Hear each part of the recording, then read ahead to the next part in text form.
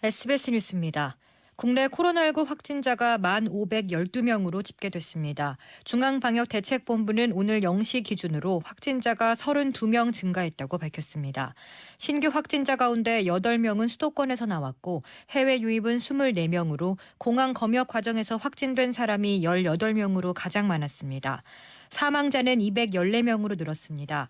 완치에 격리 해제된 확진자는 125명이 늘어 7,368명으로 완치율이 70.1%로 높아졌습니다.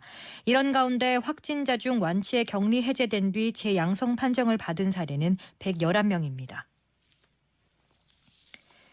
최근 2주간 해외 유입 확진자 중 459명 중 미국발이 228명으로 49.7%를 차지하는 등 수가 증가함에 따라 관리를 강화합니다. 중앙방역대책본부는 내일 새벽 0시부터 미국발 입국자에 대해서 자가 격리 뒤 3일 안에 전수검사를 실시할 방침이라고 밝혔습니다. 유럽발 입국자에 대해선 22일부터 자가 격리 후 3일 내 전수검사하고 있습니다. 방역당국이 이번 주말 총선 사전투표와 부활절 예배 등으로 사람 간 접촉이 급증해 코로나19 확산 우려가 있다며 다음 한 주간 증상이 나타나면 외출을 자제하고 검사를 받아달라고 당부했습니다. 이어 젊은 층은 유흥주점, 클럽, 카페 등 밀폐된 공간을 피하고 밀접한 접촉을 하는 모임을 자제해달라고 강조했습니다. 문재인 대통령은 부활절을 맞아 SNS를 통해 예수 그리스도의 부활처럼 새로운 일상으로 돌아가기 위해 우리는 새로운 희망을 만들어내야 한다고 말했습니다.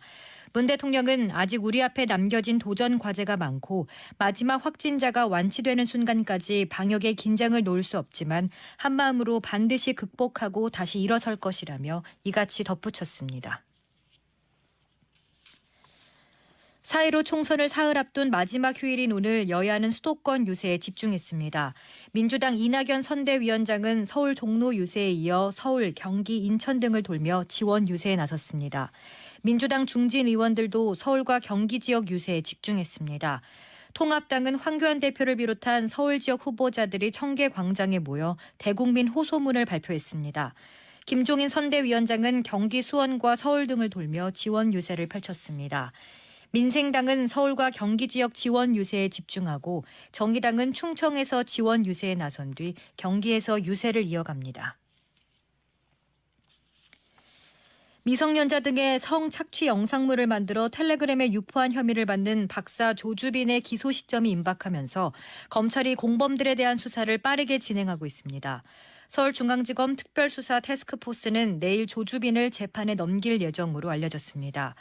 검찰은 박사방 운영자 중 아직 행방이 파악되지 않은 사마귀의 행방을 쫓는 동시에 조 씨보다 먼저 검거돼 기소된 사회복무요원 강모 씨 등 공범들에 대해서도 추가 수사를 벌이고 있습니다. 새 암호화폐를 상장하면 투자금보다 많은 돈을 돌려주겠다고 속여 다수의 피해를 안긴 혐의를 받는 투자업체 대표가 항소심에서도 실형을 선고받았습니다. 서울고법은 사기 등 혐의로 기소된 투자업체 대표 최모 씨의 항소심에서 1심과 같은 징역 9년을 선고하고 추징금 106억여 원을 명령했습니다.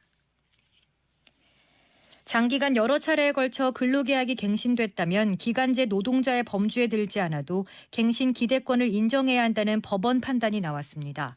서울행정법원은 울산광역시가 중앙노동위원회를 상대로 부당해고를 구제한 재심 판정을 취소해달라며 낸 소송에서 원고 청구를 기각했습니다. 오늘 강원도와 경기 동부, 경상도, 제주도에는 흐리고 비가 내리겠습니다. 강원 산지에는 내일 새벽까지 5에서 20cm의 많은 눈이 예상됩니다. 중부와 경상 내륙, 전북에는 대기가 매우 건조해 산불 등 화재 예방에 주의가 필요합니다. 동해안과 남해안에는 강풍특보가 발효 중입니다. 전국의 미세먼지 농도는 보통 수준을 보이겠습니다. 내일은 전국이 대체로 맑겠습니다. 서울의 현재 기온은 14도, 습도는 44%입니다. 주시은입니다. 뉴스를 마칩니다. SBS